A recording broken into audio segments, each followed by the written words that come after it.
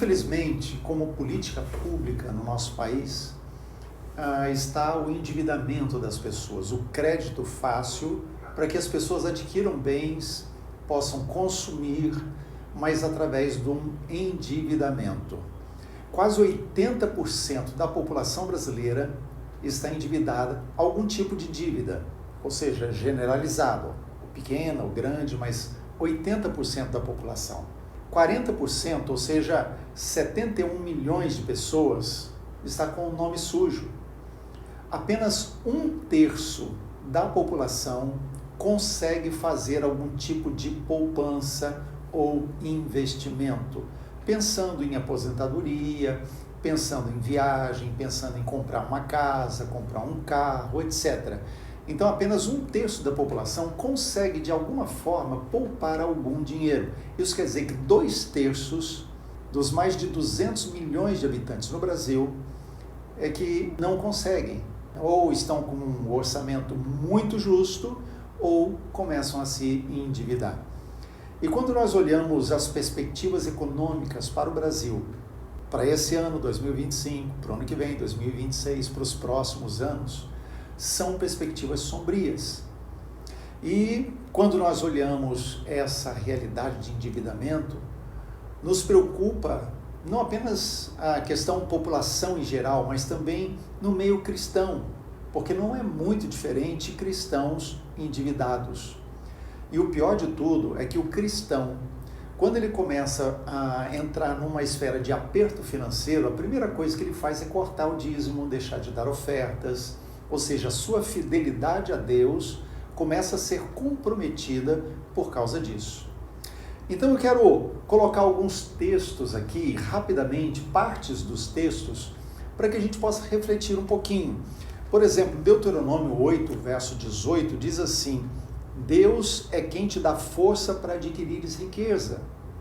Em Mateus 6, 24 diz: ninguém pode servir a Deus e às riquezas. 1 Timóteo capítulo 6, verso 10 diz: o apego ao dinheiro é a raiz de todos os males, e nessa cobiça alguns se desviaram da fé. E Mateus 6, 21 diz: onde estiver o teu tesouro, aí estará também o teu coração. São textos que falam, em primeiro lugar, que o nosso coração tem que estar em Deus, não nas coisas materiais, que nós precisamos aprender a servir ao Senhor e não às riquezas.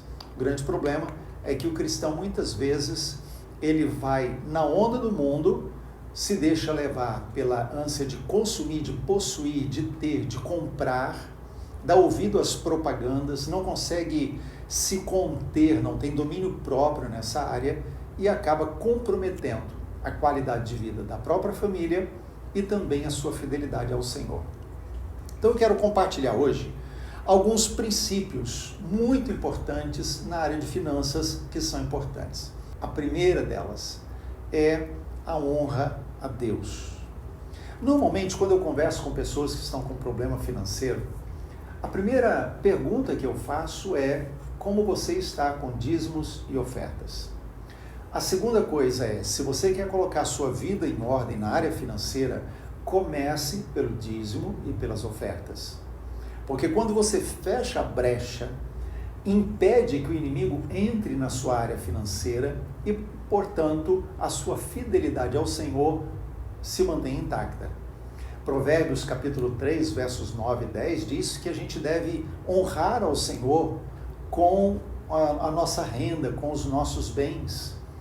Ou seja, é honra. Quando nós damos o dízimo, quando nós damos ofertas, nós estamos honrando ao Senhor. E esse é o primeiro princípio.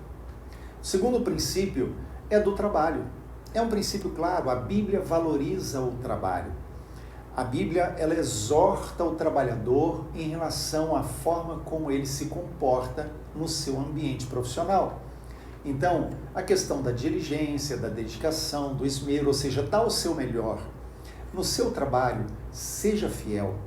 Ainda que você esteja trabalhando num ambiente que você não gosta muito, ou mesmo numa profissão que você não sonhou com ela, não é a que você gostaria, não importa.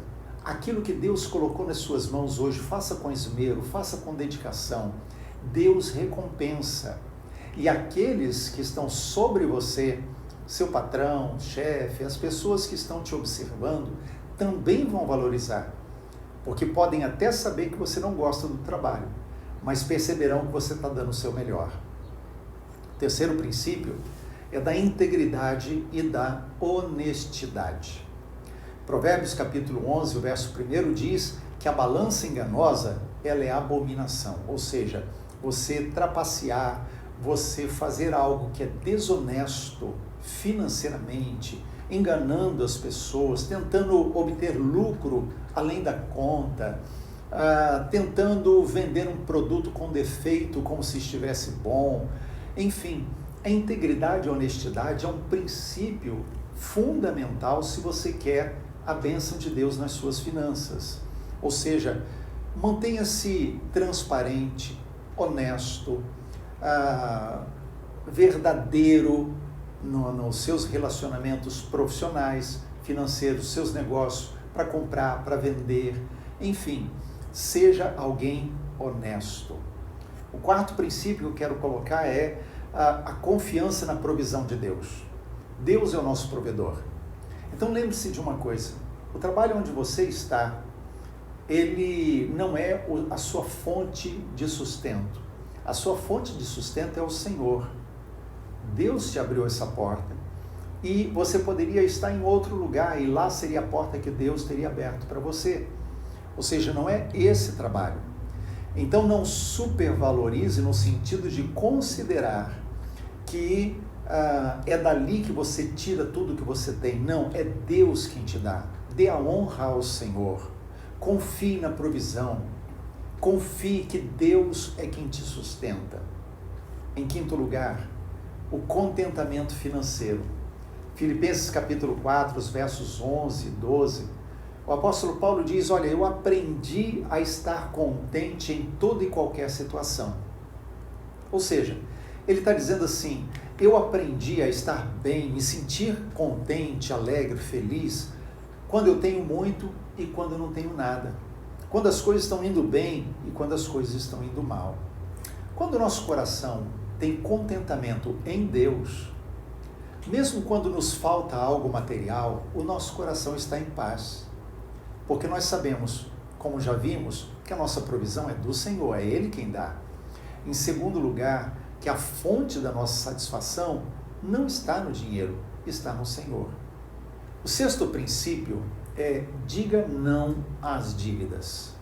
Provérbios capítulo 22, o verso 7, diz que aquele que toma emprestado se torna servo daquele que empresta. E isso é uma verdade, porque a pessoa que está devendo se torna ligada a outra em dívida, né, em favor, e a outra pode cobrar e muitas vezes até constranger. Então evite a dívida. Quanto puder, sempre que puder, compre à vista.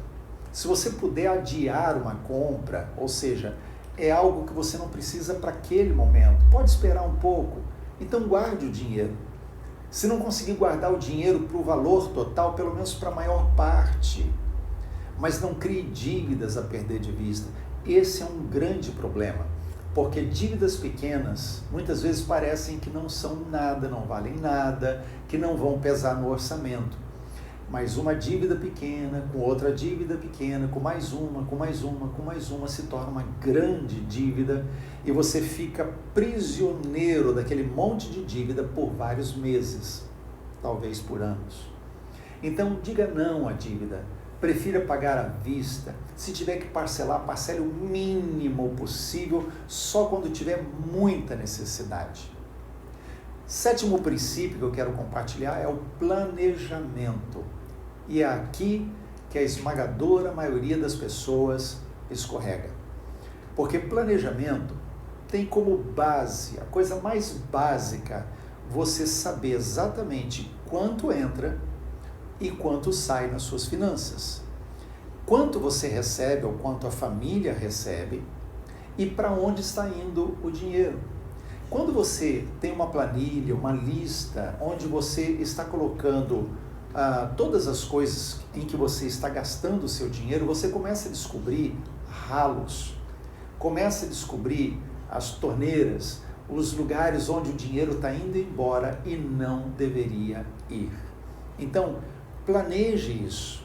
Provérbios capítulo 21, verso 5, diz assim: os planos do diligente tendem à abundância, mas a pressa excessiva leva à pobreza. Então, aqui Salomão, de forma muito sábia, ele está dizendo, olha, quando você é apressado e não sabe fazer as coisas com planejamento, o risco é você perder o pouco que tem. Mas quando você faz o planejamento, mesmo o pouco se torna muito. Então, faça algumas perguntas básicas quando você quiser gastar um dinheiro. Faça perguntas do tipo, há necessidade real? Ou seja, eu preciso mesmo gastar esse dinheiro nisso? Isso é real? Eu devo e preciso? Segunda perguntinha é, o uso, ou seja, a compra disso, o gasto nisso, justifica? Existe uma justificativa plausível para isso? Terceira perguntinha é, eu gastar esse dinheiro nisso vai ajudar a cumprir o propósito de Deus na minha vida? Ou eu estarei usando dinheiro em coisas supérfluas que nada tem a ver com o propósito de Deus para mim? Em quarto lugar, a quarta perguntinha é, haverá algum prejuízo ou risco de prejuízo nesse compromisso financeiro? Eu estou correndo algum risco com isso? E o oitavo princípio que eu quero deixar é o da poupança e investimento. Comece com pouco. Eu me lembro que algumas vezes eu conversei com pessoas que estavam lutando porque o dinheiro, o gasto era maior do que a entrada, ou seja, o que ele recebia era menor do que aquilo que ele gastava. E então começamos a trabalhar a questão das finanças, comecei a dar orientação e o resultado final foi que o desafio foi comece a poupar. Mas como? Não tem tanto. Comece com R$50, com R$30, com R$20. Comece com alguma coisa. Comece com pouco. Não precisa ser com muito, não precisa fazer um investimento na bolsa de valores. Você pode começar com pequenos valores. E à medida em que você vai aumentando a sua capacidade de poupança, você aumenta também o seu investimento. E começa então a plantar para longo prazo. Quando você tem a capacidade de poupança, e quando eu falo poupança, não estou falando caderneta de poupança, eu estou falando de poupar, evitar gastos e guardar algum dinheiro de alguma forma. Quando você tem essa capacidade de guardar, de evitar o gasto, então você tem provisão, por exemplo, para tempos difíceis, porque esses tempos difíceis chegam para todos. Todos nós estamos sujeitos a isso. E quando você tem uma reserva, esse recurso é o socorro que pode vir. Quando você tem a capacidade de poupança também, você vai ter dinheiro para dar. Porque há pessoas que, porque não conseguem controlar os seus gastos, acabam tendo que receber e receber. E só dependem muitas vezes de doações para isso. Mas quando você adquire a capacidade de poupar, você começa também a dar, a abençoar, a investir no reino de Deus. Algumas pessoas não concordam muito com esses princípios de planejamento, de poupança, e até argumentam, mas tem que viver pela fé. A questão é que Jesus nos ensinou que se você quer construir uma torre, sente-se e faça os cálculos.